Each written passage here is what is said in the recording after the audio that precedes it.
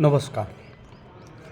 यापूर्वी आपण परीक्षेचे जाण्यापूर्वीच्या बऱ्याचशा बाबी पाहिलेल्या आहेत. परंतु प्रत्यक्ष वर्गामध्ये जाण्यापूर्वी आपण काही बाबी लक्षात ठेवल्या पाहिजेत. म्हणून मी एका शब्दात सांगेन की कृतीप्रवण व्हा. प्रत्येक कृती करत राहा. 2012पासून प्रश्नपत्रिकेची दाटणी बदललेली आहे. आता प्रश्नपत्रिका म्हणायची नाही, म्हणायचं कृतीपत्रिका, ॲक्टिव्हिटी. काय होतं, प्रश्न विचारले की आपल्या मनात भीती निर्माण होते. मुलांना त्याचा प्रश्न काय, उत्तर काय, अशा प्रकारची एक भावना मनात निर्माण होते आणि त्यामुळं एक पाठी अशा प्रकारचं उत्तर होत होतं. परंतु त्यानंतर याच्यात बदल झाले आणि ॲक्टिव्हिटी बेस्ड अशा कृतीपत्रिका आल्या.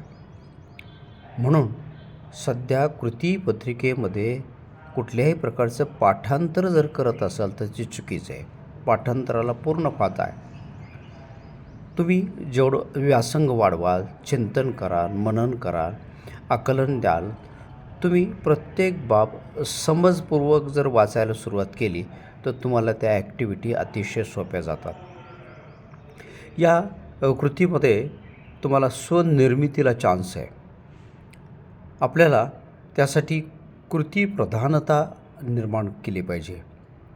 काही संकल्पना समजून घेतल्या पाहिजे.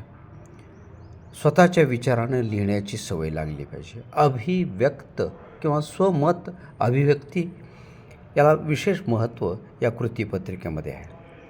आपल्याला काय होतं, काही पठित उतारे येतात, पुस्तकातलेच येतात, काही अपठित येतात, पुस्तकाच्या बाहेरचे येतात. अशा वेळेस पठित आणि अपठित तुम्हाला कधी समजतील की पुन्हा पुन्हा पुन्हा पुन्हा ते वाचलेलं असेल, त्याच्या ॲक्टिव्हिटी सोडवलेल्या असेल तरच तुम्हाला येईल. ऐन वेळेला तुम्ही जर उत्तरं शोधायला गेले किंवा ॲक्टिव्हिटी त्या कृती करायला गेल्या तर थोडासा वेळ जातो आणि कठीण जातं. तुम्हाला या कृती निश्चित अपेक्षित कौशल्यावर विचारले जातात. तुम्हाला ते कौशल्य प्राप्त आहे का?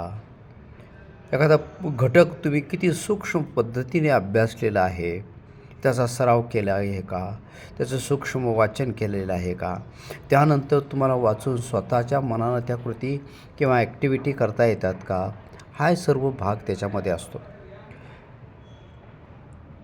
ह्या उपयोजित लेखनाचा जर विचार केला, तुम्ही निबंध असेल, कहाणी लेखन असेल, पत्रलेखन असेल किंवा प्रश्ननिर्मिती कौशल्य असेल, खरं म्हणजे आपण याच्याकडे फार दुर्लक्ष करतो आणि हा अतिशय सोपा भाग असतो.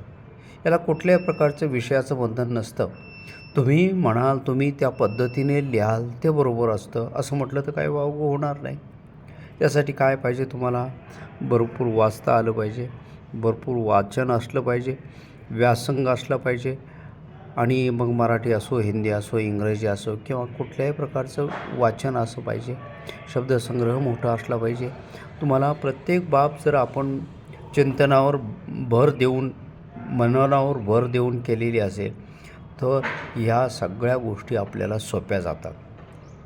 म्हणून प्रत्येक कृती जर आपण विचार केला तर पुस्तकातल्या प्रत्येक शब्द हा कृती होऊ शकतो. म्हणजे प्रत्येक शब्द हा कृती होऊ शकतो. बघा, तुम्ही त्याच्या कृती ॲक्टिव्हिटी काढता येते. म्हणून मला एकच म्हणायचे की कृतीप्रवण व्हा, कृतीप्रधान व्हा, शोधा, माहिती मिळवा, व्यक्त व्हा, अभिव्यक्त व्हा आणि कृतीप्रवण बना. म्हणजे आणि या गोष्टीने आपल्याला जर कृतीप्रवण बनले तर पुढच्या सगळ्या परीक्षासुद्धा आपल्याला खूप सोप्या जातील. आणि अशाच ॲक्टिव्हिटी, अशाच नवीन नवीन माहितीसाठी तुम्हाला मात्र हा व्हिडिओ सबस्क्राईब करावं लागेल. मी या सर्व बाबी आपल्याला जसा जसा वेळ मिळेल तशा तशा देत जाणार आहे. धन्यवाद.